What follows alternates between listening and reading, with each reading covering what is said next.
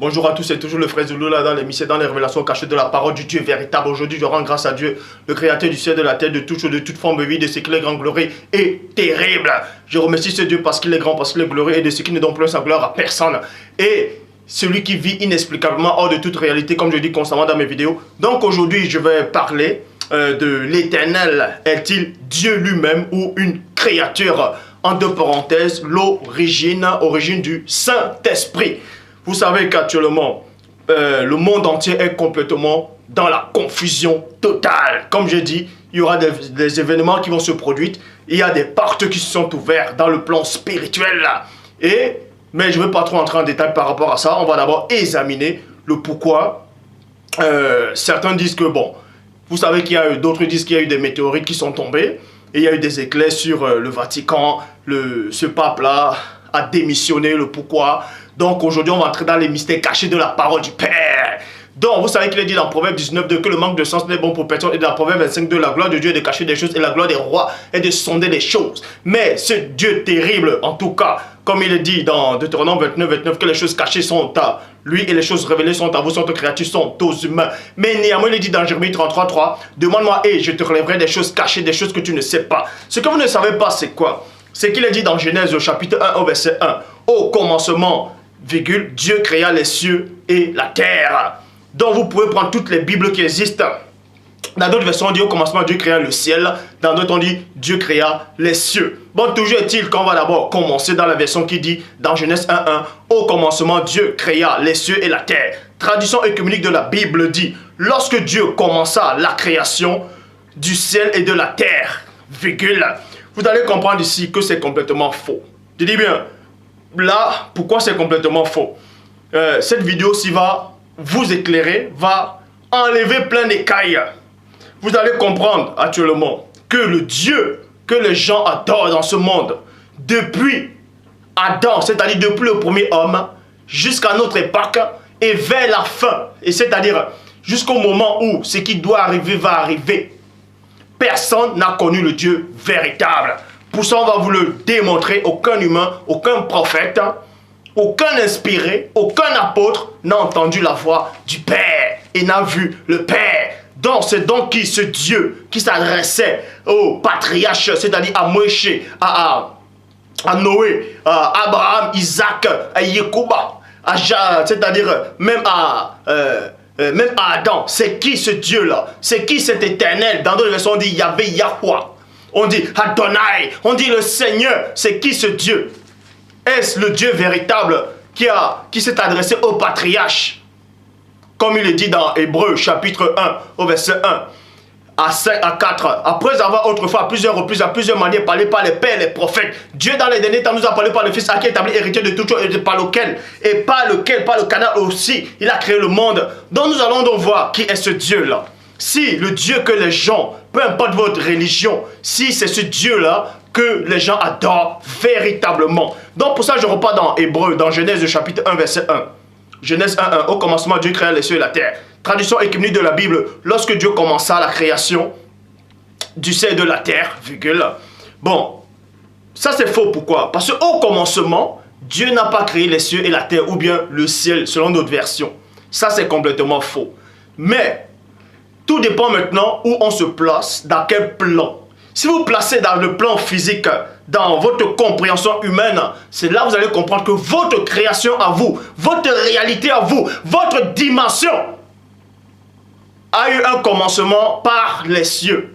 Mais on va entrer dans la dimension spirituelle. On va entrer dans le monde spirituel du Père pour vous expliquer tout comment ça s'est produit.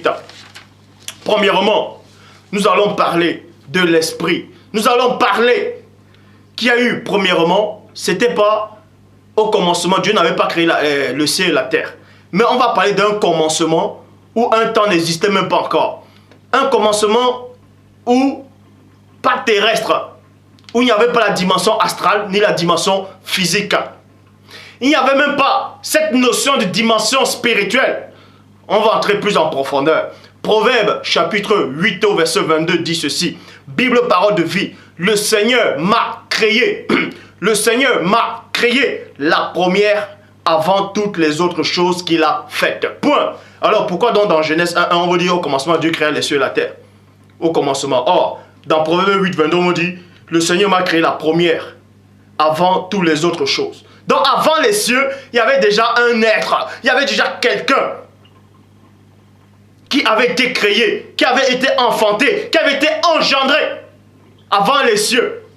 Donc au commencement, là, ça pouvait pas être le commencement de la création où le Père est en train de créer.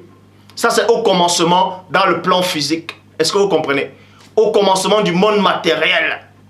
Dans votre monde qu'on pouvait voir, les cieux qu'on peut voir.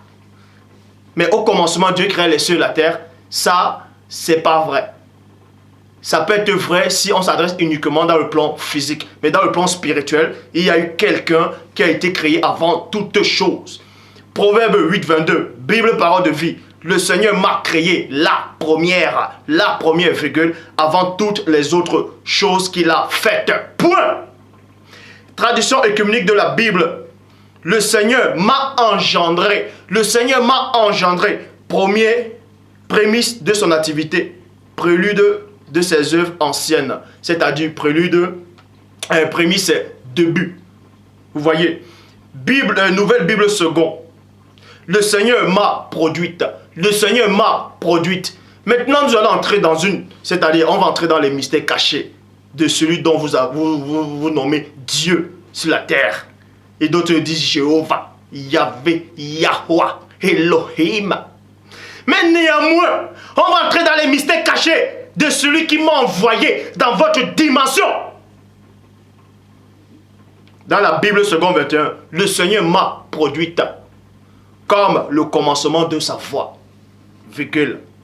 avant ses œuvres du temps jadis. Vous allez comprendre ici que le Père Tout-Puissant a formé quelqu'un. Le Père Tout-Puissant a produit quelqu'un. Et cette personne, c'est qui?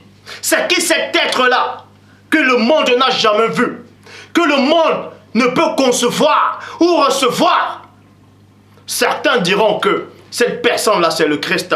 Parce qu'il est dit dans Colossiens 1,15 qu'il est l'image du Dieu invisible, le premier-né de toute la création. Dieu! La bonne version dit le premier-né de toutes les créatures. Est-ce que vous comprenez? Mais vous allez comprendre qu'il y avait, je dirais même pas un être, parce que quand on dit un être, on peut être, bon, dans votre plan physique, quand on va dire un être, vous allez comprendre que être, ça vaut aussi dire créature. Mais on va employer quand même un petit langage humain pour que vous puissiez mieux comprendre. Être, en tout cas la première forme de vie, si vous voulez, que le Père Tout-Puissant a produite, ce n'est pas le premier-né, ce n'est pas le Christ. On va vous expliquer ces choses. C'est en train de vous bouillonner sûrement, certains d'entre vous. J'ai dû dire dans mes vidéos que le premier-né de toute la création, c'est le Christ. Le premier-né de toute la création, c'est le Christ. Mais avant le Christ, il y a quelqu'un qui a été engendré avant lui. Et vous allez comprendre c'est qui cette personne. Donc, traduction Abbé Filion, le Seigneur m'a possédé. Le Seigneur m'a possédé au commencement de ses voies. Au commencement de ses voies. Donc, avant le commencement, il n'était pas là. Avant le commencement, il n'était pas là.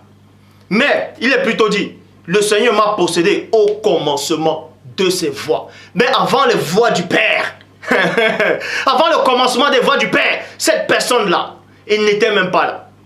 Même le premier-né, quand on dit le premier-né de toute la création, ça veut dire le premier-né de toutes les créatures. Est-ce que vous comprenez? Bon. Traduction Abbé Filion, le Seigneur m'a possédé au commencement de ses voies, avant de faire quoi que ce soit. Dès le principe. Avant de faire quoi que ce soit.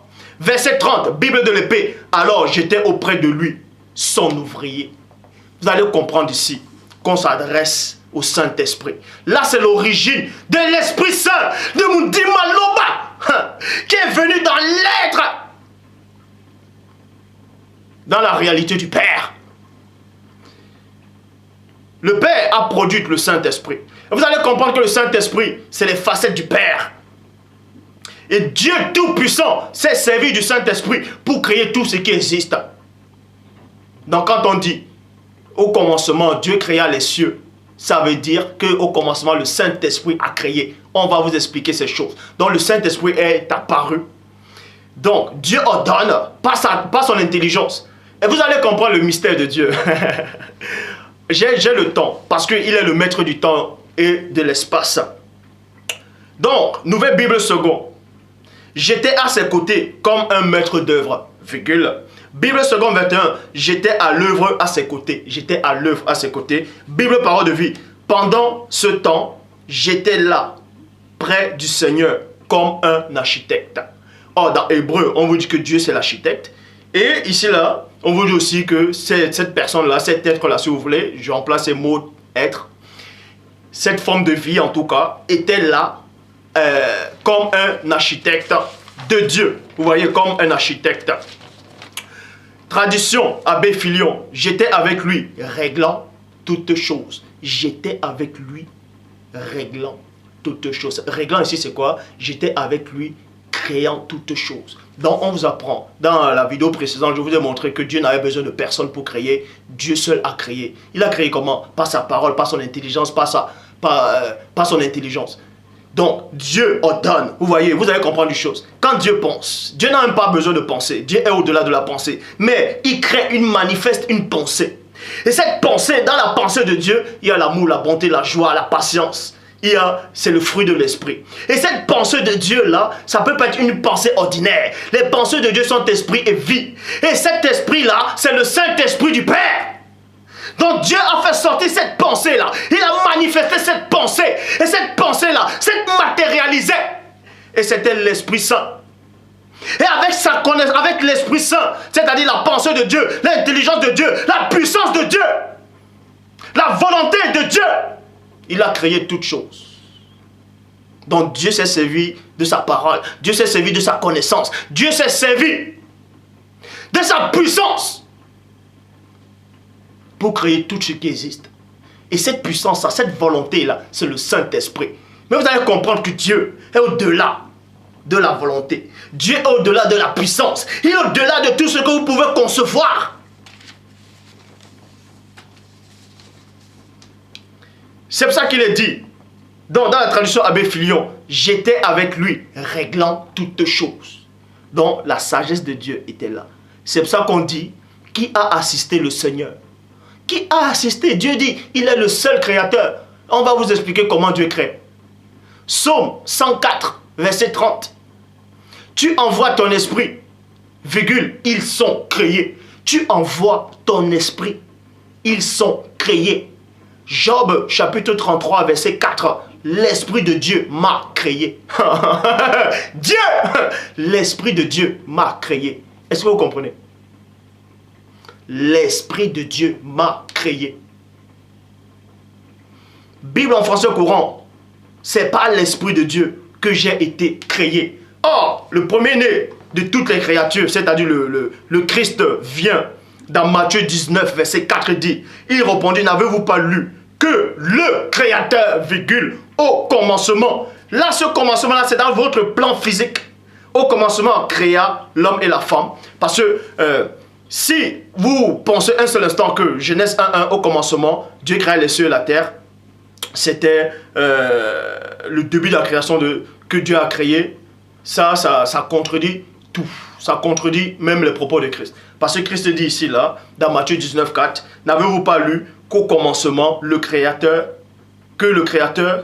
pas lu que le Créateur, au commencement, a créé l'homme et la femme, alors que dans Genèse, on vous dit, dans Genèse 1, au commencement, Dieu créa les cieux et la terre. Or, Christ dit au commencement, Dieu a créé l'homme et la femme.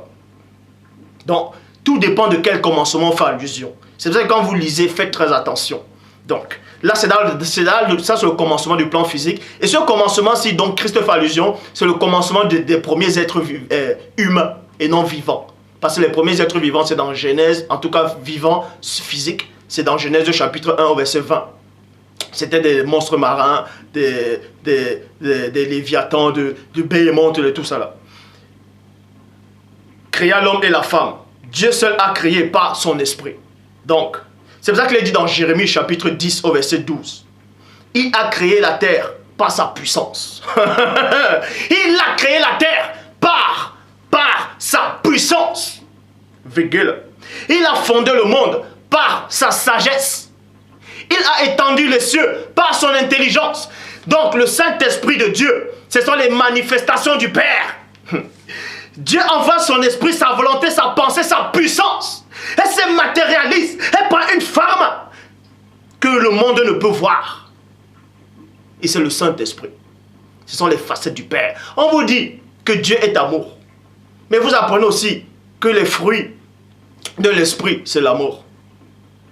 Donc, c'est la pensée de Dieu qui se matérialise sur plusieurs facettes. Et c'est le Saint-Esprit. Et Dieu se sert de cet esprit-là en tant que puissance, en tant qu'intelligence, en tant que domination pour former toutes choses. Et la première œuvre, c'est-à-dire la première vie que le Père a engendrée, à part l'Esprit, c'est le Saint, c'est le Christ, c'est-à-dire c'est le premier-né. C'est pour ça que la bonne version dit Christ est le premier-né de toutes les créatures. On ne peut même pas dire que le Saint-Esprit c'est une créature, puisqu'il est entre le Créateur et la créature. Donc il est au milieu si vous voulez. Parce que vous allez comprendre ces choses. Vous allez comprendre ces choses. Vous allez comprendre ces choses. Donc, Genèse, non plutôt, Psaume 33, verset 6 dit ceci. Les cieux ont été faits par la parole du Seigneur. Les cieux ont été faits par la parole du Seigneur et toutes leurs armées par l'esprit de sa bouche. Donc, c'est le Saint-Esprit qui a créé toutes choses et c'est Dieu qui a créé par l'Esprit, par sa volonté, par sa sagesse, par son intelligence, par sa puissance. Ce sont les manifestations de Dieu. Ésaïe chapitre 45 au verset 12. C'est moi qui ai fait la terre. C'est moi qui ai fait la terre, virgule, qui sur elle a créé l'âme. C'est moi qui ai étendu les cieux. Vous voyez, on vous dit que c'est moi qui ai étendu les cieux. D'autres disent les mains, que ce sont ses mains, que les mains, ce sont les mains de Dieu. C'est moi qui les a disposées. C'est moi qui ai disposé toutes leurs armées. Or, dans Psaume 33, verset 3, on vous dit que c'est par l'Esprit de Dieu qu'il a disposé l'armée des cieux. Et dans Ésaïe 45, verset 12, on dit que c'est Dieu qui a disposé l'armée des cieux. Donc, Dieu se sert de son esprit. Donc, on va entrer plus en profondeur. Je suis là pour ça. Job, chapitre 9, au verset 8. Seul, il étend les cieux. Il marche. Écoutez attentivement. Maintenant, nous allons entrer dans une autre sphère. Nous allons entrer dans un autre plan. Donc, ce que vous allez entendre là, ce que vous avez entendu là, c'était l'introduction. On va entrer dans le cœur du message. On va entrer dans le cœur. On va vous révéler quelque chose. On va vous révéler une vérité que le monde n'a jamais entendue jusqu'ici. Donc, c'est une grâce que le Père Tout-Puissant, que les patriarches n'ont jamais entendu, que personne n'a jamais vu, personne n'a jamais entendu sa voix, vous révèle une grâce terrible. On va entrer dans les mystères même du Père. Job, chapitre 9, au verset 8. Seul il étend les cieux, il marche sur les hauteurs de la mer. On vous dit que seul Dieu étend les cieux par sa sagesse. Donc, ce n'est pas le Saint-Esprit. Mais Dieu crée cette sagesse-là. Parce que Dieu est au-delà de la sagesse, de cette notion. On vous dit encore qu'il marche, que Dieu marche sur les hauteurs, c'est-à-dire sur la mer. Or, dans Genèse chapitre 1 au verset 2, dans la Bible du Sermon, on vous dit quoi? L'Esprit de Dieu planait au-dessus des eaux. Dans Job 9, 8, on vous dit que c'est Dieu qui marchait. Or, dans Genèse 1, 2, on vous dit que c'est l'Esprit de Dieu qui marchait, qui planait au-dessus des eaux. Traduction du mot nouveau, la force agissante de Dieu se mouvait sur la face des eaux, sur la surface des eaux. Bible de l'épée, le souffle de Dieu en agitait les eaux. Donc, on vous apprend ici que ce souffle de Dieu-là, cet esprit-là, a l'autorité sur les eaux. Bible de Jérusalem, un vent. Écoutez attentivement, un vent de Dieu. Un vent et non les vents, mais un vent de Dieu tout noyé sur les eaux. Vous voyez?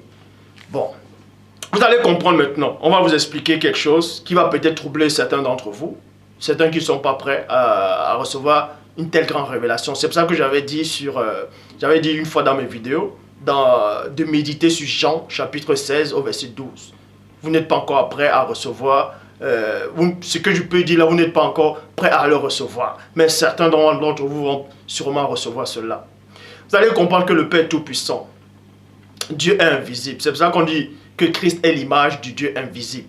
On ne s'adresse pas à Christ physique de la chair. On s'adresse à Christ esprit. Parce que Dieu, vous allez comprendre une chose. On vous dit que Dieu, son trône est dans le ciel. Vous voyez. Comment se fait que son trône, qu'on vous dit Dieu habite dans le ciel? Et puis on vous dit encore que voici les cieux et des cieux ne peuvent pas contenir Dieu. Si rien ne peut contenir Dieu, ça dit que son trône lui-même, c'est même pas dans le ciel. Dieu n'habite même pas dans le ciel. Puisque Dieu a créé les cieux. Pas sa sagesse, pas sa divine puissance. En créant les cieux, forcément, il était où? Puisque avant les cieux n'étaient pas. Donc, avant son trône n'était pas. Est-ce que Dieu a réellement besoin d'un trône? Il est le trône par excellence. Donc, avant que Dieu crée toutes choses, pas sa divine puissance, il était où? Dieu n'était c'est-à-dire, il n'était pas dans un lieu. Dieu n'était pas dans un endroit. Parce que rien ne peut contenir Dieu. Si vous pensez un seul instant que Dieu est assis, comme on vous dit l'Apocalypse, bref, on va entrer dans l'enseignement. On va dire que Dieu est assis sur le trône, les anges sont assis, les anges sont là à gauche, à droite. Si Dieu est assis, forcément, il y a forcément quelque chose qui le couvre. Mais on vous dit que rien ne peut couvrir Dieu, rien ne peut le contenir, rien ne contient le Père. Parce que Dieu a créé tout ce que vous appelez cette notion de contenance. Dieu a créé toutes choses. Dans votre tête, vous allez dire, mais si Dieu alors, rien ne peut le contenir, il est où? Vous ne pouvez pas dire, enlevez ça de votre tête de dire que Dieu est où. Dieu n'est pas dans un endroit. S'il est dans un endroit, l'endroit est plus grand que lui. Dieu est l'endroit, il est au-delà de l'endroit. C'est ce Dieu-là qui m'a envoyé pour vous éclairer. Pour ça, on va entrer plus en profondeur. Ce que je vais vous dire, c'est quoi? C'est que le Père, il est invisible. Pour se manifester, pour venir même, parce que déjà quand vous lisez même dans Job, chapitre 1, verset 12, Job, chapitre 1, verset 6, il dit quoi?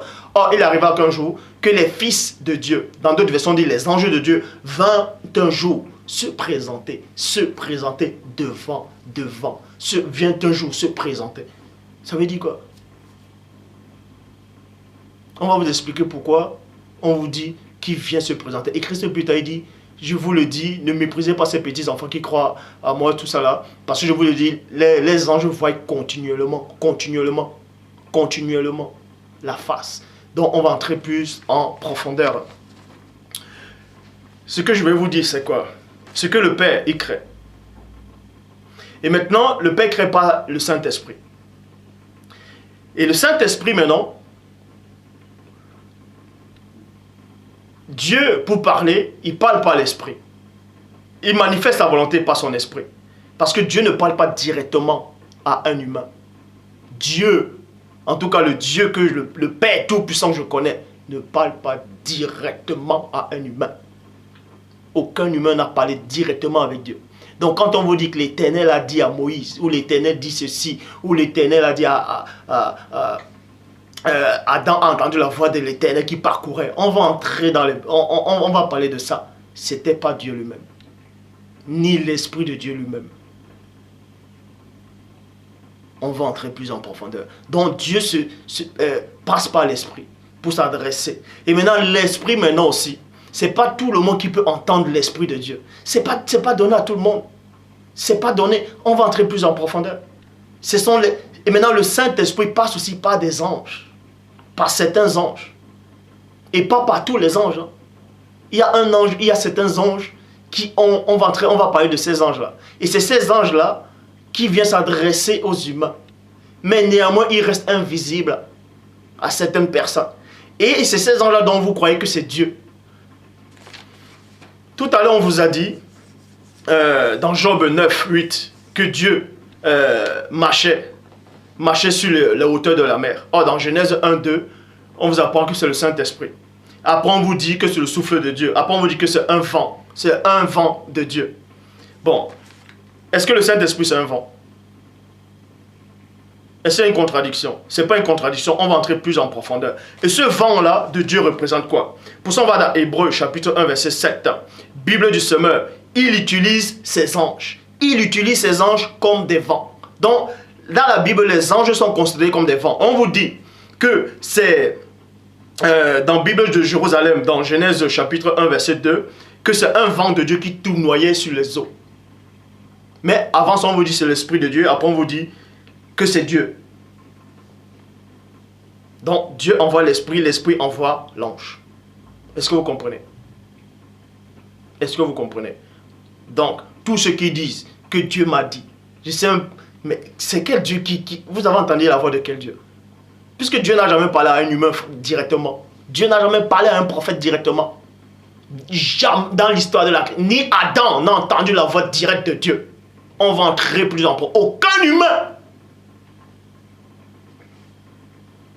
On va même voir si même les créatures ont même entendu la voix de Dieu déjà. Si même les anges.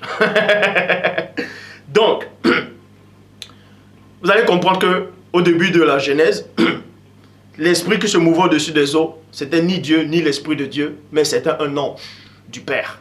C'était un ange. Et cet ange-là, on ne le voyait pas. C'était par révélation qu'on a écrit que c'est un ange de Dieu qui tournoyait au-dessus des eaux.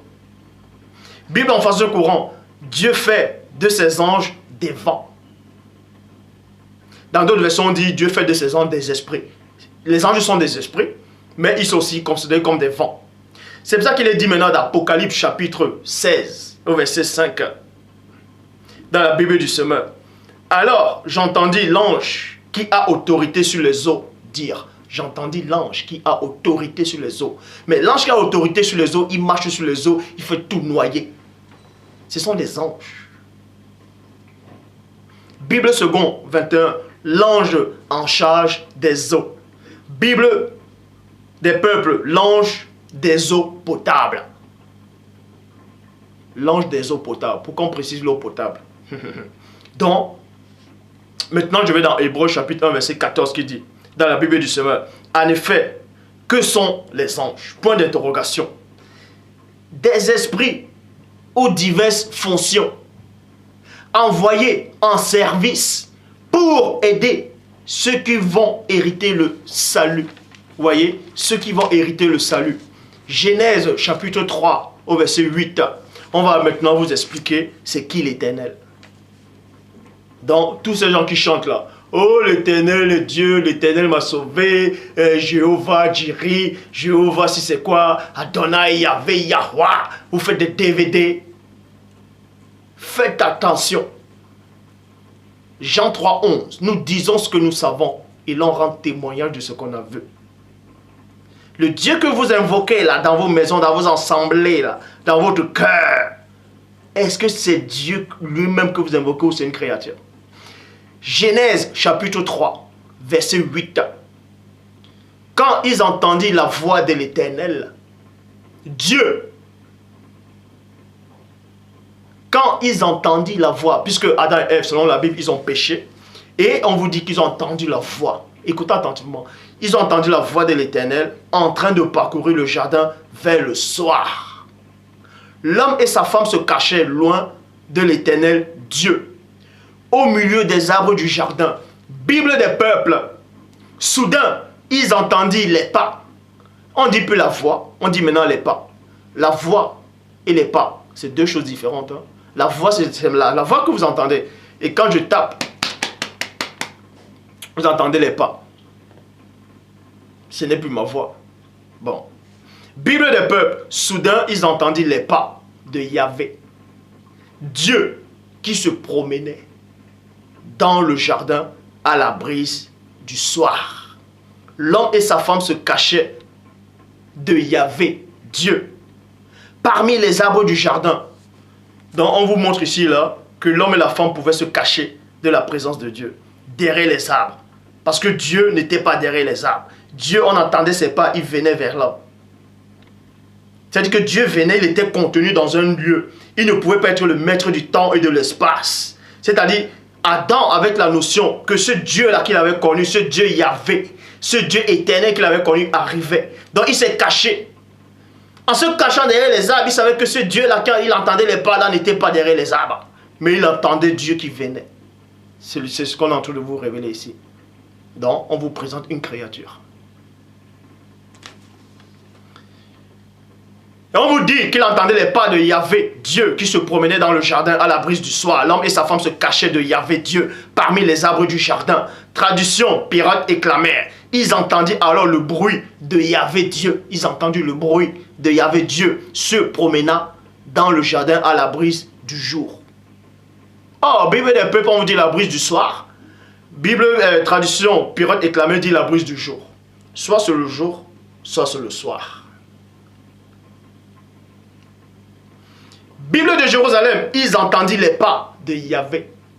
Ils entendirent les pas. Donc, on vous dit que Dieu a des pas. Tac, tac, tac. Donc, Dieu est descendu dans sa création, puisqu'on vous dit que rien ne peut contenir Dieu. Mais Dieu, quand même, on vous apprend quand même que Dieu est descendu. Il a posé ses pieds sur le jardin d'Éden. Tout, il a commencé à marcher. Pap, pap. Adam, où es-tu? Donc, on vous apprend que Dieu cherche Adam. Puisque ce Dieu-là ne voit pas tout. Puisque lui-même, il est limité, ce Dieu qu'on vous présente là. Il est limité. Où es-tu? J'ai entendu tes pas, je me suis caché. Pourquoi tu te caches? Il joue à cache-cache. C'est ce Dieu-là que vous adorez. C'est ce Dieu-là que vous avez accepté dans votre cœur. Et ce n'est pas le Dieu véritable. L'entité que vous adorez n'est pas le Dieu véritable. Je vous le dis. Donc votre Dieu n'est pas mon Dieu. Mon Dieu au-delà de ça.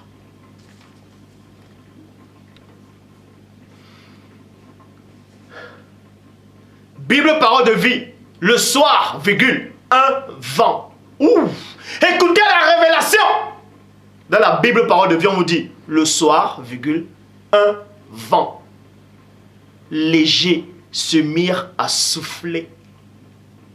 Le Seigneur Dieu se promena dans le jardin. L'homme et la femme l'entendaient et ils se cachaient devant lui parmi les arbres du jardin. On vous dit d'abord qu'il y avait un vent. Et je vous ai démontré que les vents représentent les anges. Donc c'est un ange qui est descendu dans le jardin d'Éden, qui a commencé à marcher en disant « Adam, où es-tu » C'est un ange qui parlait. Parce que Dieu, Père, aucun humain n'a entendu la voix de Dieu. Aucun prophète, aucun apôtre, aucun élu, aucun consacré. Je dis bien aucun. Même quand Christ était sur terre, un moment on a entendu la voix. Celui-ci est mon fils bien-aimé, en qui j'ai mis toute mon affection, écoutez-le. D'autres croyaient que c'était un tonnerre. D'autres croyaient que c'est un ange qui parlait. Ceux qui pensaient que c'était un ange qui parlait ont compris la révélation. C'était un ange qui parlait. C'était pas Dieu qui parlait des hauts des cieux. C'était pas Dieu. Puisque personne n'a entendu la voix de Dieu, personne ne peut entendre sa voix. Donc on vous dit ici, c'est un ange qui est descendu dans le jardin d'Éden. Et c'est cet ange-là qui parlait à Adam. Et cet ange-là qui a parlé au patriarche. Et on l'a pris pour Dieu lui-même. Bible parole de vie. Le soir, virgule, un vent. Et non le vent, mais un vent. Léger se mit à souffler. Le Seigneur Dieu se promena dans le jardin. L'homme et sa femme l'attendaient. Et ils se cachaient de devant lui. Parmi les arbres du jardin. Bible de l'épée. Ils entendirent l'appel irrésistible. Écoutez maintenant. Ils entendirent la voix. Ils entendirent l'appel irrésistible de l'Éternel Dieu. Virgule. Il n'y a pas point, mais il y a virgule. Qui vint dans l'esprit. On vous dit que Dieu est venu dans l'esprit. Qui vint dans l'esprit. Je vous ai montré tout à l'heure que personne ne peut entendre la voix de Dieu. Dieu passe par son esprit. Il vint dans l'esprit chaleureux de l'enceinte de la grâce. Et Adam et sa femme se cachaient de devant la face de l'Éternel Dieu au milieu des arbres de l'assurance. Christ lui-même dit que je vous enverrai l'esprit de vérité que le monde ne peut recevoir et le monde ne peut voir. Donc Adam n'a pas pu voir le Saint-Esprit. Ça ne pouvait pas être le Saint-Esprit. C'est un ange qui est venu. Et je vous le dis, Adam a bien vu cet ange.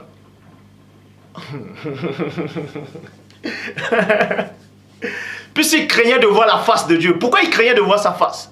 Parce qu'il avait commis quelque chose. Il avait commis une faute. S'il n'avait pas commis une faute, il allait rester pour l'affronter face à face. C'est-à-dire que Adam connaissait cette entité-là. Adam connaissait cet éternel-là. Cette entité qui se faisait passer pour l'éternel. Cette entité qui se faisait passer pour Yahvé, Yahweh, Elohim, Adonai. Adama connaissait cette entité. Il a reconnu ses pas. Il a entendu sa voix. Il a reconnu sa voix. Et il s'est caché. J'ai entendu ta voix. J'ai entendu tes pas. J'ai entendu ton bruit. Ce bruit est familier. Je le connais. Je ne veux pas voir ta face. Je me cache pour ne pas te voir.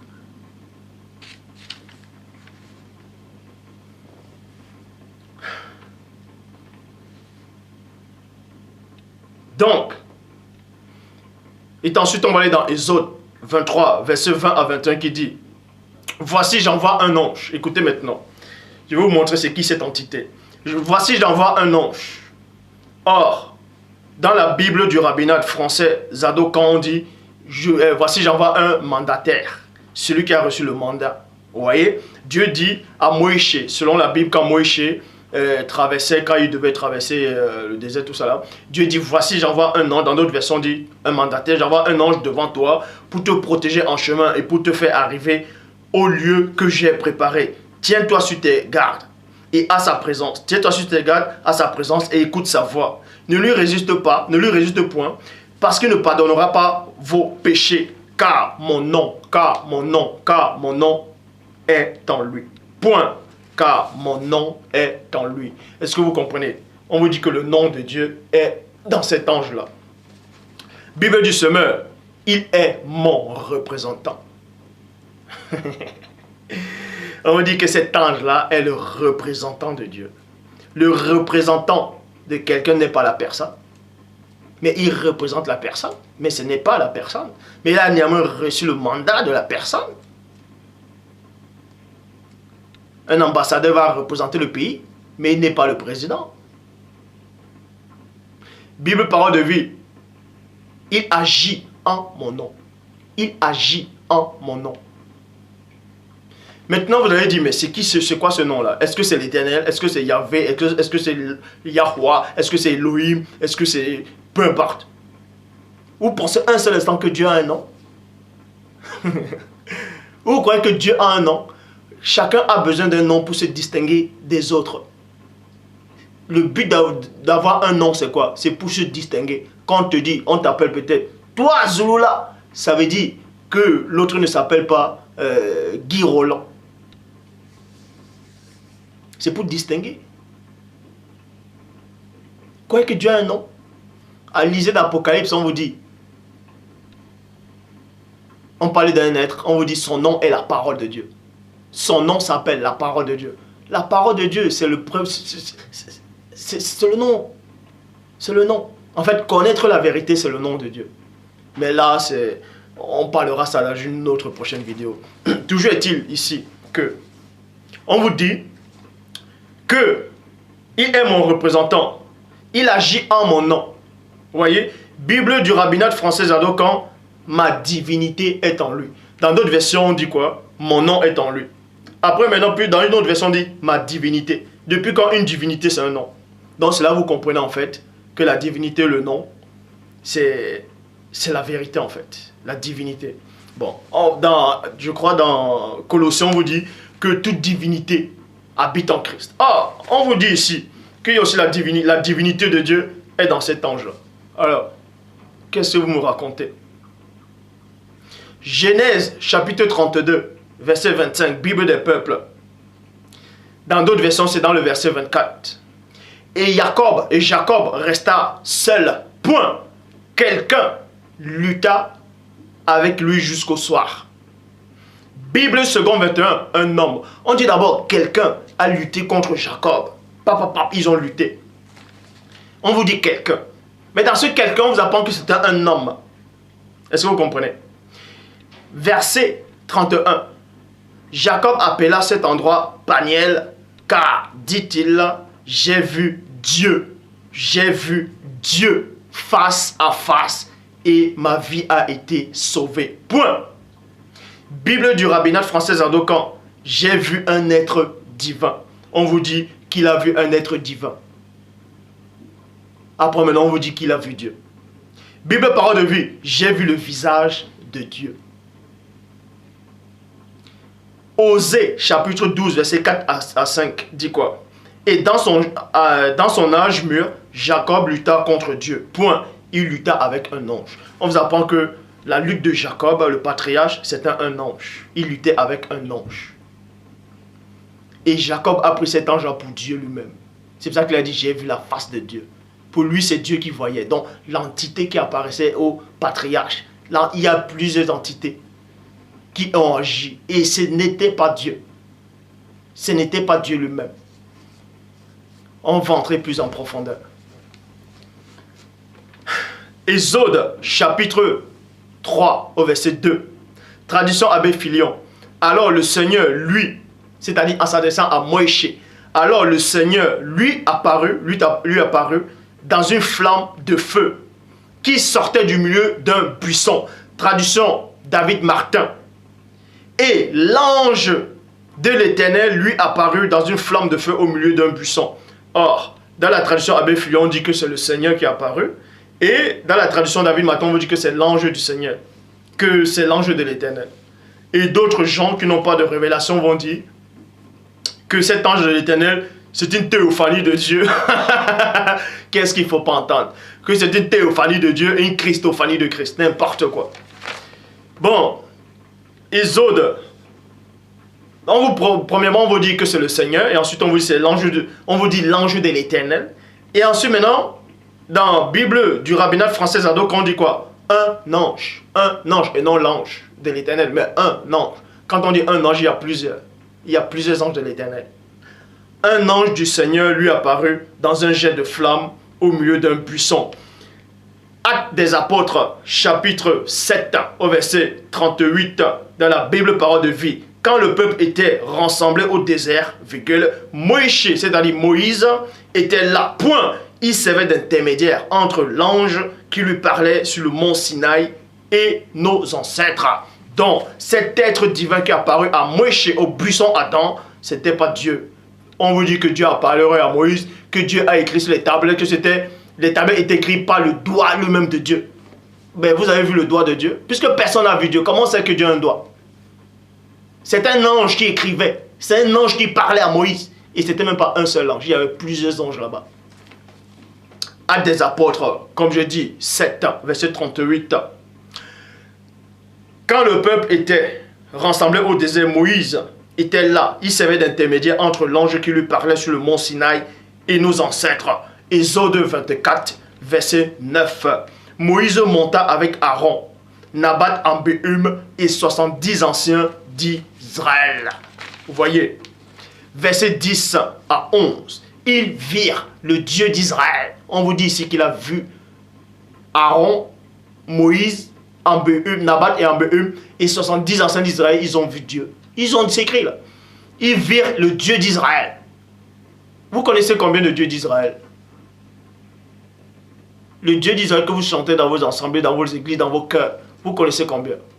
Vous l'appelez le Dieu d'Israël, le Dieu éternel, non? Vous l'appelez Yahvé, Yahweh, Elohim, tout ça, non? On vous dit aussi alors que Moïse, Nabat, Ambéhum, Aaron et 70 anciens d'Israël, ils ont vu le Dieu d'Israël sous ses pieds. On vous dit que Dieu a les pieds. Mais puisqu'on vous dit que Adam a entendu les pas, quand tu as les pas, ça dit que soit tu as les pattes, soit tu as les pieds. Sous ses pieds était comme un ouvrage de saphir transparent, comme du ciel, comme le ciel lui-même dans sa pureté. Il n'étendit point la main sur les lits des enfants d'Israël, ils virent Dieu et ils mangeaient et bu. Ésaïe chapitre 6 au verset 5. Mes yeux ont vu le roi, l'Éternel des armées. Ésaïe dit qu'il a vu Dieu, il a vu l'Éternel. Jean chapitre 1 verset 18. Il est dit quoi? Personne n'a jamais vu Dieu. Le Christ vient et vous dit que personne n'a jamais vu Dieu. Dans d'autres versions, on dit aucun homme ne vit Dieu à aucun moment. Alors, expliquez-moi le Dieu que Moïse a vu là. Le Dieu d'Israël que Moïse a vu là, c'était qui alors? Puisque Christ dit que c'était pas Dieu, que personne ne l'a vu. Ésaïe a vu quel l'Éternel alors? C'était qui ce Dieu que les patriarches ont vu? C'était qui cet Éternel-là qui apparaissait à chaque fois? Il disait, je suis l'Éternel, ton Dieu. C'était qui ce Dieu qui parlait alors? Puisque personne n'a entendu savoir, personne ne l'a vu. Tradition King James française, aucun homme n'a jamais vu Dieu à aucun moment. 1 Jean 4,12, personne n'a jamais vu Dieu. Vous voyez? Personne n'a jamais vu Dieu. C'est donc qui ce Dieu que les prophètes ont vu? Quand on dit j'ai vu l'Éternel assis, toute l'armée était à sa gauche et à sa droite. Puisque ce n'était pas l'Éternel. C'était alors qui? C'était une créature. C'était qui? Puisque Christ a dit personne ne l'a jamais vu.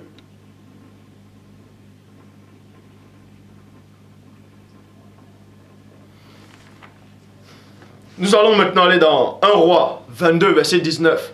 Dans la Bible seconde 21. C'est-à-dire Michée c'était un prophète. J'ai vu l'Éternel assis sur son trône.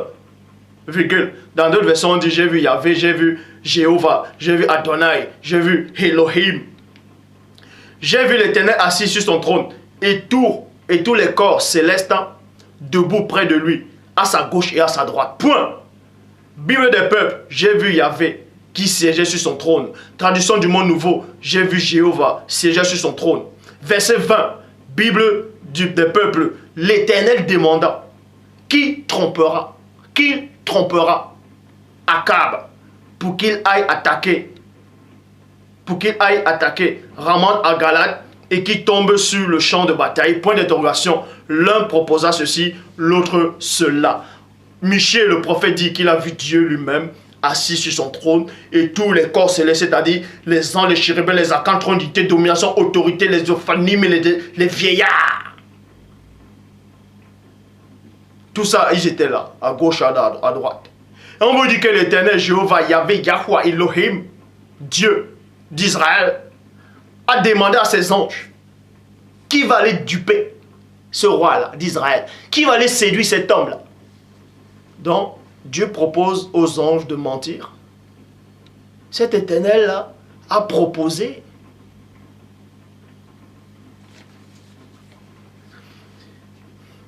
Bible des peuples, qui trompera? On vous dit que dans la Bible des peuples, Dieu demande à ses anges qui va aller tromper ce roi-là, qui va aller tromper cet homme-là. Nouvelle Bible seconde, qui dupera? Bible de l'épée, qui séduira? Bible en français courant, qui veut? Qui veut aller donner à Achab la mauvaise idée d'attaquer Ramoth de Galad? Qui veut? Il propose à l'un de ses anges, qui veut? Toi, Michel, Archange, tu vas aller mentir, tu vas aller le tromper? Michel dit, il est en train de chercher les mots, mais il ne peut pas aller mentir. Gabriel, tu veux descendre? Tu vas aller le duper, tu vas aller le tromper? Gabriel reste dire, il essaie de chercher d'autres phrases, puisqu'on vous dit que chacun disait ceci, l'autre disait cela. À toute l'armée, il demande, alors qui veut? Qui veut aller mentir? Mais les anges disent, ben, vous allez comprendre une révélation. Vous allez comprendre une révélation. Les anges disent, mais chacun donne une idée. Non. Puisque les anges du Père ne peuvent pas mentir. Écoutez attentivement le mais. Écoutez la révélation. Celui qui est de Dieu ne peut pratiquer le péché. Les anges qui sont restés fidèles au Père jusqu'à maintenant sont les anges élus. Ceux qui ont chuté n'étaient pas des anges élus. Est-ce que vous comprenez ça? Bon. Bible en français courant. Qui veut aller donner à Akab la mauvaise idée d'attaquer Ramoth en Galad? Vous voyez, en Galad. Bible annotée de Chaftel. Qui abusera Achab? Bible parole de vie. Qui veut persuader Akab d'attaquer Ramoth de Galate pour qu'il soit tué là-bas. Point d'interrogation. Qui veut persuader? Maintenant, le mot persuader, c'est déjà bien. Certes, c'est bien, mais on verra la réponse après. Ce qui va arriver dans la suite. Verset 21. Bible de l'épée. Alors, écoutez très attentivement. Alors, un esprit s'avança et se tint devant l'Éternel. On vous dit que Michel, il voyait tout ça. Il voyait l'Éternel. Oh, Christ vient plus tard dire personne n'a vu Dieu. Mais Michel voyait alors quel Dieu en fait? C'était quel Dieu? La scène qu'il voyait là, c'était quoi cette scène là? C'était d'où ça? Bref. Bible des peuples. Alors un esprit s'avança et se tint devant l'Éternel et dit, 2 points, je le séduirai. La séduction, c'est le diable qui séduit, nous le savons. Nous sommes d'accord. Je le séduirai. Et l'Éternel lui dit, comment? Point d'interrogation. L'Éternel lui dit comment? Ça veut dire que ce Dieu-là lui-même ne savait même pas comment cet esprit-là devait séduire. Donc ça veut dire que ce Dieu-là lui-même était limité au temps. Et à l'espace, il ne pouvait pas voir ce futur qui devait arriver. Puis il s'est dit, mais comment tu vas le faire? Tu vas faire comment en fait? Tous les anges regardaient, ah ouais, waouh, cet esprit-là, mais dis-nous comment tu vas faire? Dieu lui-même dit, mais en tout cas, ce Dieu-là qu'ils ont présenté, pas le Dieu que je connais, mais ce Dieu-là que le monde a accepté, dit, comment? Tu vas faire comment? Comment? Comment? Bible des peuples. Alors, l'esprit, avec un E majuscule. Écoutez attentivement. Dans la Bible des peuples, on dit, alors l'esprit, avec un E majuscule, s'avança et il s'est tenu devant Yahvé. 2 points. Moi, a-t-il dit, je le tromperai. Point. Yahvé lui dit, non, Yahvé lui a demandé, comment cela? Point d'interrogation. Comment cela? Bible en français courant. Alors, l'esprit avec un E majuscule qui inspire les prophètes s'est avancé devant le Seigneur et a dit, 2 points. Moi, j'irai lui donner l'idée. Moi, j'irai lui donner l'idée. Comment? Point d'interrogation a demandé le Seigneur. Mais on vous donne la révélation ici que l'esprit qui inspire les prophètes et non l'esprit qui inspire les faux prophètes. On a juste dit les prophètes. C'est quel esprit qui... Vous savez combien d'esprits qui inspirent les prophètes de Dieu? On n'a pas précisé que c'était l'esprit qui inspire les faux prophètes, mais l'esprit qui inspire les prophètes avec un E majuscule s'est proposé en disant, moi je vais aller le duper. Et Dieu dit, comment tu vas le faire? Verset 22, Bible du semeur. J'irai, répondit-il, inspirer des mensonges à tous ces prophètes. Point. L'Éternel dit, 2 points. Pour sûr, virgule, tu le tromperas. Tu réussiras. Point. Va donc et fais comme tu l'as dit. Va donc. Donc on vous dit que Dieu a approuvé un esprit de mensonge. C'est-à-dire Dieu approuve le mensonge. C'est ce qu'on vous apprend. Traduction Abbé Filion. Il répondit, j'irai et je serai un esprit. Et je serai un esprit de menteur. Je serai un esprit menteur. Vous voyez? Je serai un esprit menteur. Oh, l'esprit menteur, c'est qui? C'est le diable. Est-ce que maintenant c'est le diable qui inspire les prophètes?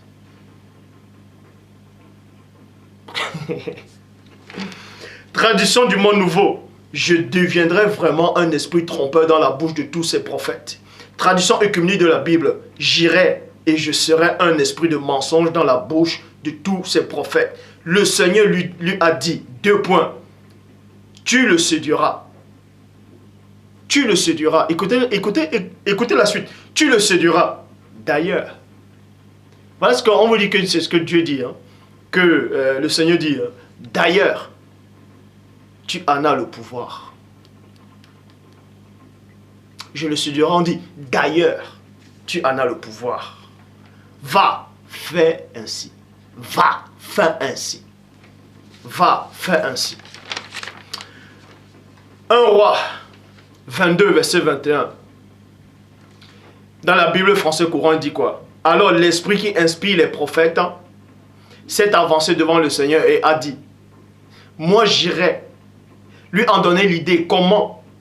A demandé le Seigneur. Verset 22, j'irai, a-t-il dit, je ferai prononcer des mensonges par tous les prophètes du roi. Le Seigneur lui a répondu, c'est un excellent moyen pour le tromper. Va, fais-en cela. Va, fais cela. Quand on dit excellent, excellent, ça veut dire c'est un bon moyen. Excellent, c'est quelque chose qu'on approuve, c'est quelque chose qui est bon. Excellent. Donc, il y a un esprit qui vient se présenter devant Dieu. Un esprit qui inspire les prophètes avec un E majuscule. Il dit à Dieu, moi je vais descendre, je serai un esprit de mensonge. En gros, je vais aller mentir. Et Dieu dit, c'est bien, j'approuve. Va, mens. Va, c'est excellent ton plan. Va, fais-en ainsi. C'est quel Dieu ça? C'est quel Dieu ça? Le message n'est pas fini. Maintenant, Bible second 21. Il est dit, sors et agis de cette manière. Si ce Dieu-là dont on présente, cet éternel qu'on vous a présenté là, ce Yahvé, ce Yahuwah, cet Elohim là, que ces faux juifs ont inventé là, était tout puissant. Pourquoi il ne pouvait pas trouver une autre solution sans passer par le mensonge?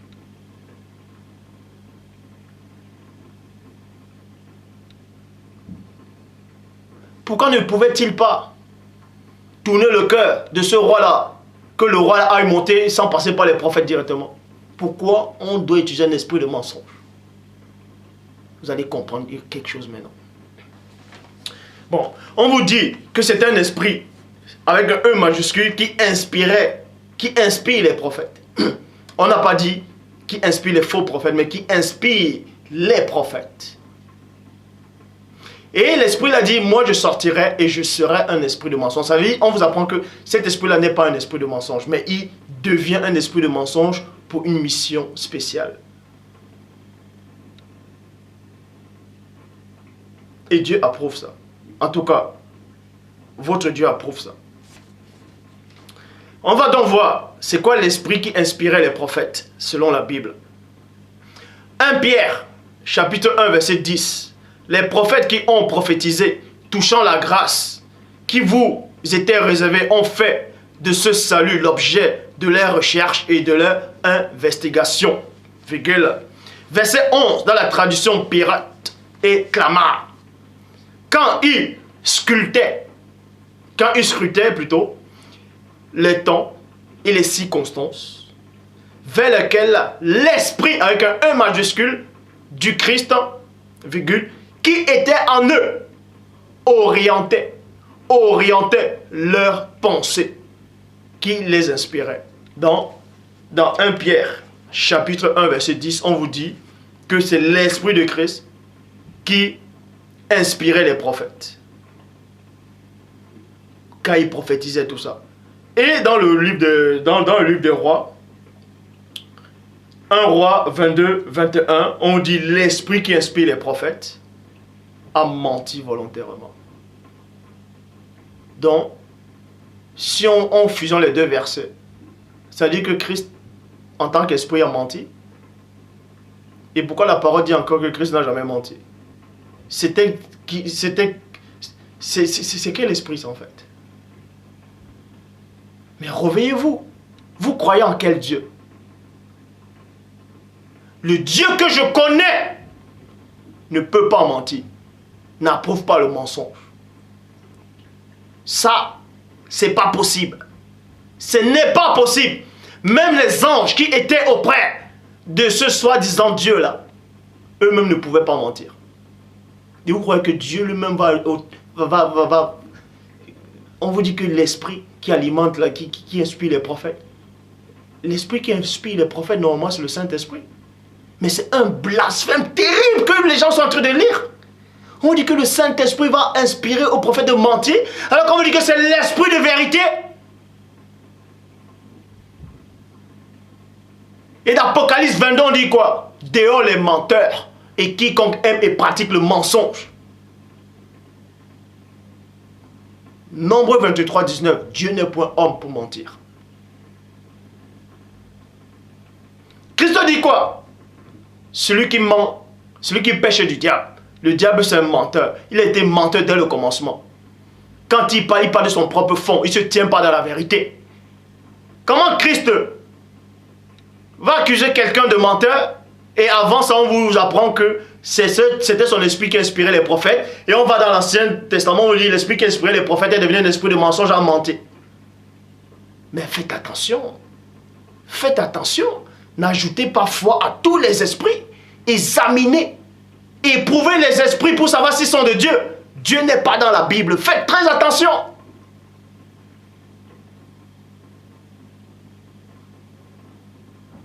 Comme je dis encore, le Dieu que vous adorez, ce n'est pas Dieu. C'est une créature que vous adorez. Et on va vous présenter cette créature-là bientôt. Faites très attention. Toutefois, je ne dis pas que l'esprit, c'est-à-dire l'ange qui est apparu à Adam, l'ange qui est apparu à quelques patriarches, c'est un mauvais esprit. Je ne dis pas ça. Il y a un esprit que Dieu a envoyé qui s'est adressé aux patriarches. Mais on va maintenant vous montrer une autre duperie.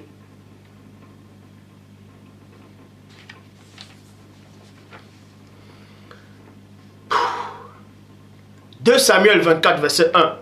La colère de l'Éternel. » Et on vous a montré que cet Éternel-là, c'était un ange qui venait de la part de l'Éternel. Donc on vous a montré déjà, bref, que l'Éternel ne pouvait pas être Dieu. Puisque cet Éternel-là, on l'avait vu.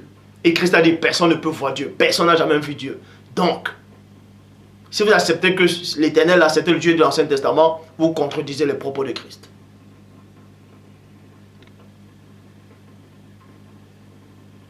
Et si vous n'acceptez pas que cet Éternel-là n'était pas Dieu lui-même, c'est qui alors cet Éternel? Maintenant, on vous dit dans 2 Samuel, chapitre 24, verset 1, la colère de l'Éternel s'enflamma de nouveau contre Israël et il excita David contre eux en disant 2 points. Va faire le dénombrement d'Israël et de Juda. Point. Donc celui qui a écrit ça dans 2 Samuel 24:1 a bien assisté, a bien entendu ce que Dieu disait, puisqu'il répète les propos soi-disant de l'Éternel qui dit la colère de l'Éternel s'enflamma de nouveau contre Israël et il excita David contre eux en disant 2 points. En disant. Donc il a entendu les phrases de Dieu et puis il répète ce que Dieu a dit en disant va faire le dénombrement d'Israël. Donc on vous dit que David a entendu la voix de Dieu. Personne n'a entendu la voix de Dieu.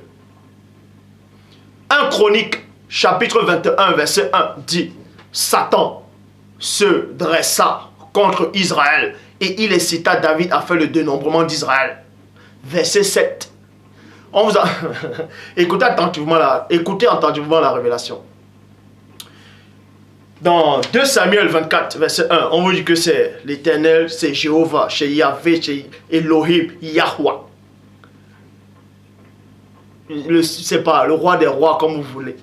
Votre Dieu a incité David à faire le dénombrement.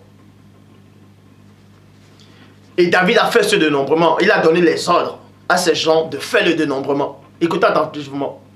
Et dans 1 Chronique 21:1, on vous dit que c'est Satan qui s'est dressé contre Israël et il a incité David à faire le dénombrement contre Israël. Et dans le verset 7, il est dit quoi? Cet ordre-là, de plus. Cet ordre-là que David a donné de faire le dénombrement a déplu à Dieu. Qui frappa Israël. Comment se fait-il alors? Expliquez-moi que ce même Dieu, dans 2 Samuel 24:1, dit à David, fais le dénombrement. C'est-à-dire, il a incité David.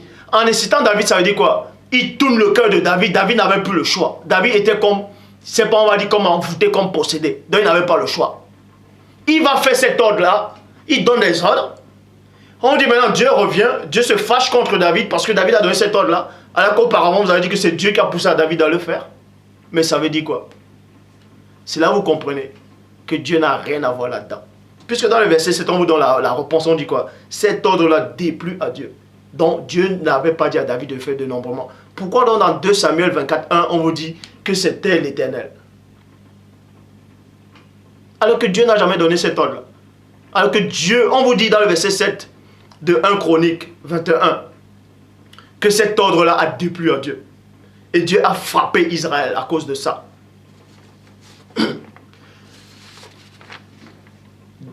2 Corinthiens, chapitre 11, verset 14. Et cela n'est pas étonnant, car Satan lui-même se transforme en ange de lumière. On vous a dit que c'est Satan qui a séduit, non? Avant, on vous dit d'abord que c'est Dieu, non? Que c'est l'Éternel, non? Et on vous a appris que l'Éternel, on l'avait déjà vu. On vous a démontré que c'est un ange qui apparaissait, puisque personne n'a jamais vu Dieu. Or, l'Éternel de l'Ancien Testament, on l'a vu. Moïse, Nabat, Ambéhum, les 70 anciens d'Israël l'ont vu. Jacob a vu. Il y a plein qui ont dit qu'ils l'ont vu. Ils ont entendu ses pas. On vous dit encore maintenant, cet Éternel-là, qui agissait depuis la Genèse, selon la Bible, a incité David de faire dénombrement. Après, il revient, ça l'énerve, il se fâche contre David, il dit, mais pourquoi tu as fait dénombrement?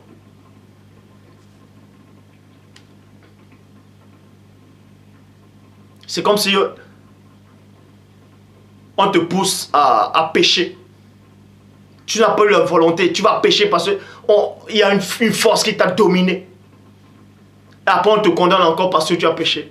Mais ça s'appelle quoi ça? C'est les marionnettes, c'est un jeu, c'est quoi? Traduction du monde nouveau. Satan lui-même se transforme toujours en ange de lumière. Bible Chouraki, Satan lui-même se déguise aussi en messager de lumière. C'est pour ça que j'ai dit, faites très attention. Le Dieu que vous adorez dans votre église, dans vos maisons, dans vos assemblées, dans vos cœurs. Oh, Jésus m'a sauvé. C'est qui Jésus? C'est quoi ce nom-là? Arrêtez ça tout de suite. Vous n'êtes pas en train d'adorer le Dieu véritable. Le Dieu qu'on vous a présenté sur la terre, peu importe votre croyance, peu importe votre religion, ce n'est pas Dieu. Dieu n'a rien à voir avec tout ce qui se passe ici. Dieu n'approuve pas les guerres, il n'approuve pas tout ce qui se passe. Dieu est hors de cette portée-là. Je vais vous poser cette question.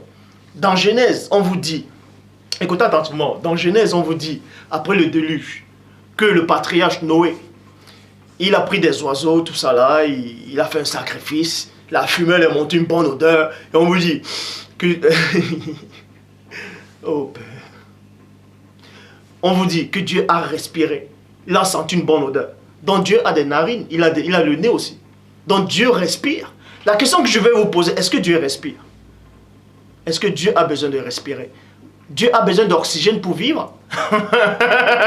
Puis on vous dit que ce Dieu-là, qui apparaissait au patriarche, il respirait. On vous dit qu'il a senti une bonne odeur. Puis en sentant une bonne odeur, on ne sent pas les bonnes odeurs avec les yeux. Donc votre Dieu respire alors. Donc il dépend de l'oxygène pour vivre. Mon Dieu à moi ne respire pas, il n'a pas besoin de la respiration. La respiration c'est dans le domaine humain ça. Dieu n'a pas besoin de respirer, il est la vie lui-même. Il est au-delà de la respiration, il est au-delà de ça.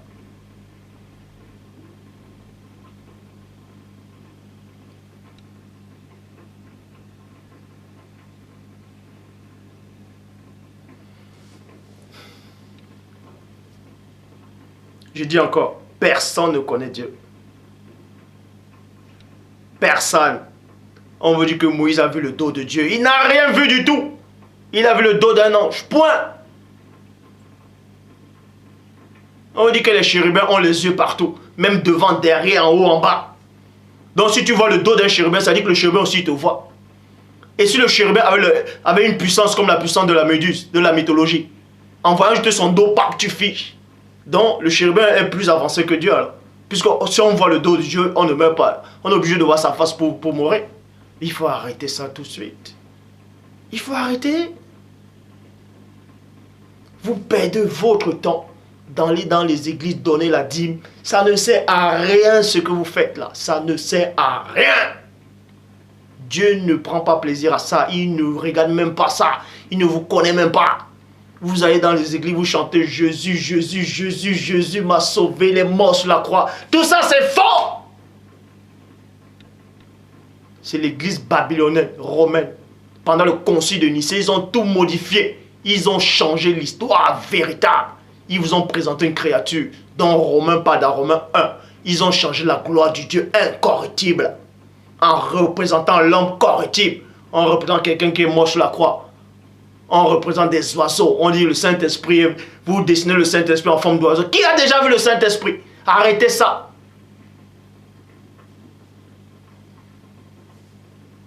Dieu m'a dit, le Saint-Esprit m'a dit. Ah, Dieu m'a dit.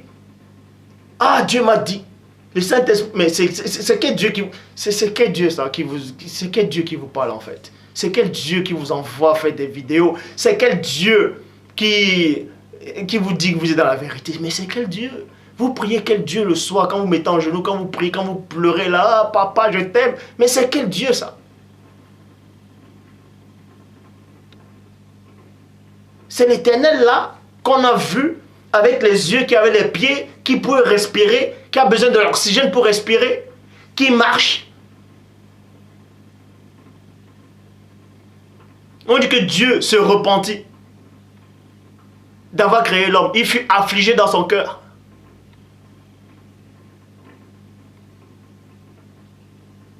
Donc il a regretté. Ça veut dire qu'il ne voyait pas que l'homme allait pécher. Donc il a d'abord vu que l'homme pêche pour qu'il regrette. Mais arrêtez ça. On vous a présenté des faux trucs. Vous acceptez ça facilement. Juste parce qu'on dit Dieu. Ah, amen. Arrêtez ça.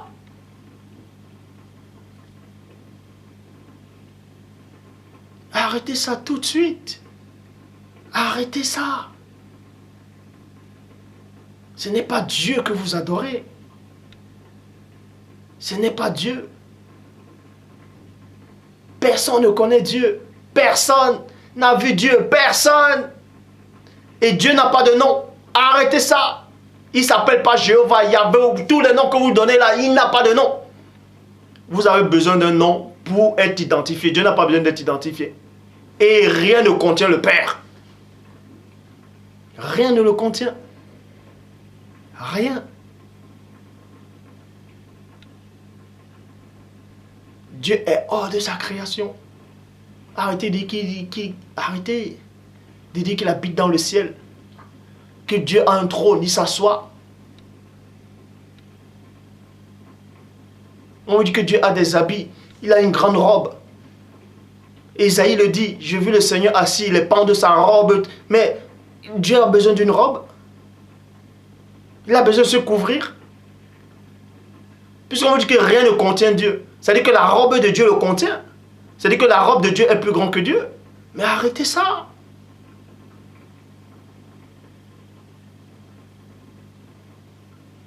Il faut arrêter ça de suite. Dans Genèse 11, 1, on vous dit, non, dans Genèse 11, 7, allons-y, descendons. Dieu n'a pas besoin de descendre. On vous dit que Dieu est partout. Pourquoi il descend encore?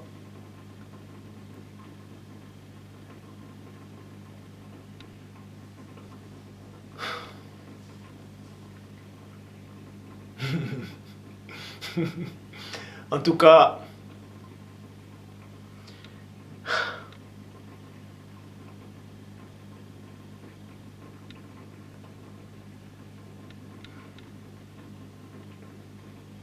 vous verrez bientôt ce qui se passera.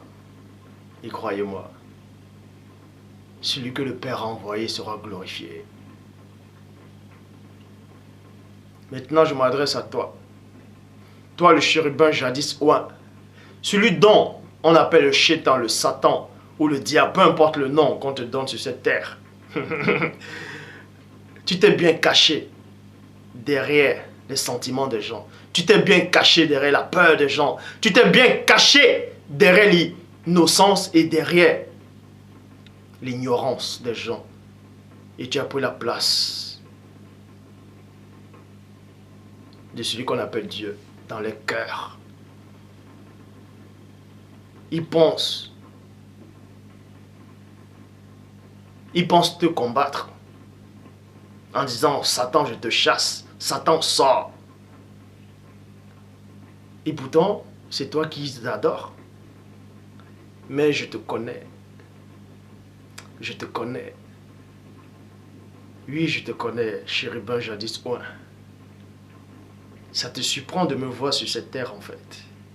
Tu savais pas que j'allais venir sur cette terre. Tous tes plans seront à l'eau. Toi et tous tes agents. Et tous les anges déchus.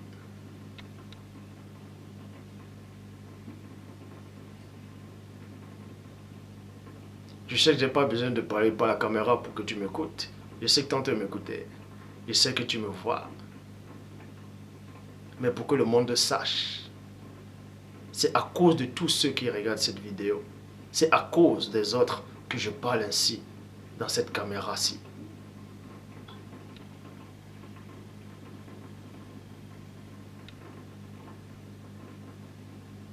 Ton royaume sera bientôt.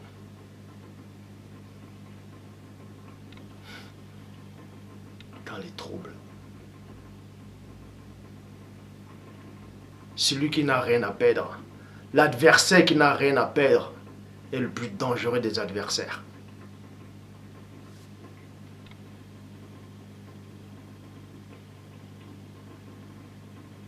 Je sais d'où je viens et je sais où je partirai. Je connais le vrai Père.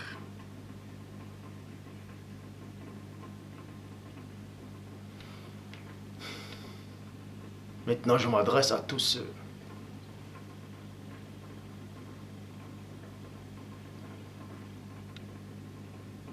dans la prochaine vidéo, en fait,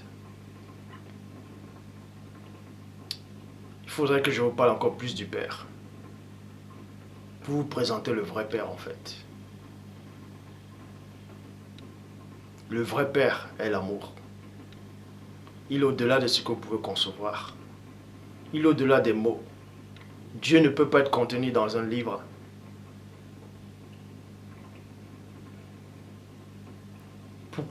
Comment on vous dit que les cieux ont été faits par la parole du Père, et on vous dit que les paroles du Père sont contenues dans un livre, puisque rien ne peut contenir le Père.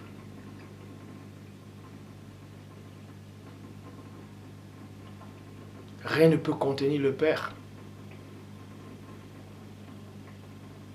Le Père est au-delà de ce que vous pouvez concevoir. Même les anges ne peuvent pas concevoir la divinité, la puissance du Père. Je vais vous expliquer quelque chose.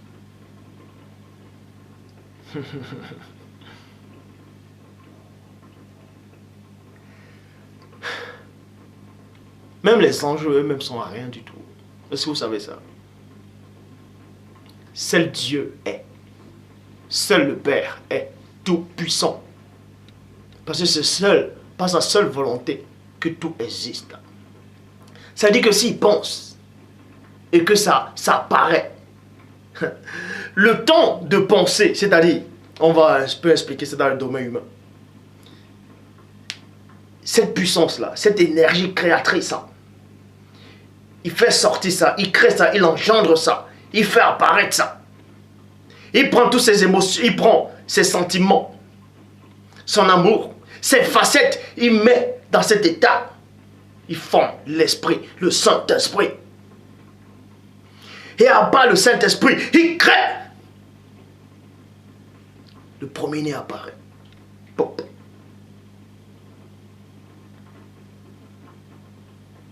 Et par le premier-né. Bref, je ne vais pas entrer tout en détail. Je ne vais pas trop entrer en détail.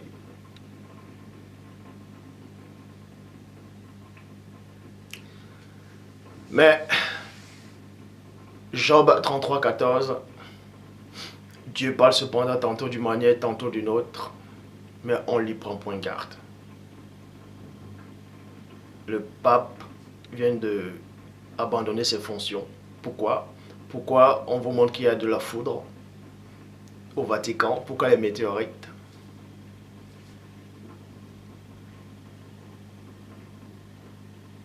Chérubin jadis oint.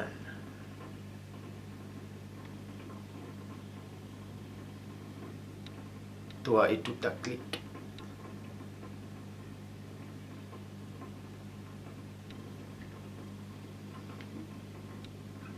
Vous verrez bientôt le mystère du Père. Le mystérieux. Le mystérieux. Que le Père soit loué.